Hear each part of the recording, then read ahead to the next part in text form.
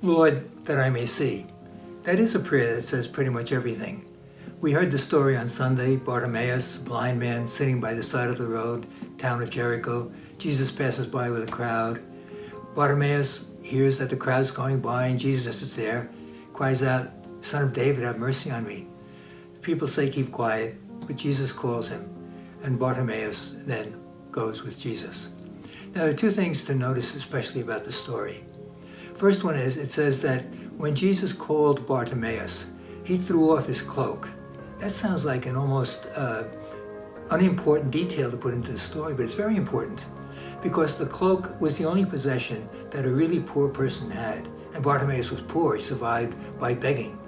Bartimaeus' cloak was like when you see a homeless person today walking on the streets, carrying everything they own in a duffel bag, or pushing a grocery cart with some boxes and bags inside of it. That was his whole possession. The cloak was so important that there was a Jewish law that if a poor man or a poor woman wanted to borrow money and somebody wanted security, the cloak would be their security. But the person who took the cloak as security had to give it back at night so that the person would have something to sleep in. It was his only shelter, her only shelter. So when Jesus calls Bartimaeus and he throws aside his cloak, he's throwing aside everything that's important to him, everything that he owns, everything that's in his life.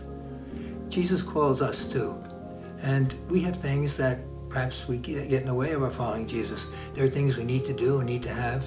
But sometimes we need to throw aside a cloak of something that really is not important, not a priority, that gets in our way. The next thing that Bartimaeus does is say that prayer, Lord, that I may see.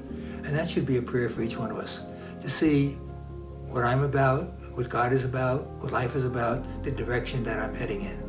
Those things are truly important as everything else is. Not to know the real meaning of life and who we are, what God is. They are really things we need to know. And the final thing it says about Bartimaeus is that he followed Jesus on the way. The early Christians weren't called Christians. Later on, their opponents called them Christians. They called themselves the Way. So when it says that Bartimaeus followed Jesus on the way, it means that he not just walked along, but he followed the path that Jesus showed him. He had been given the gift to see, and now he would follow Jesus all the way. We pray for the gift to see and ask that Jesus gives us the grace to follow him on the way also. Think about it.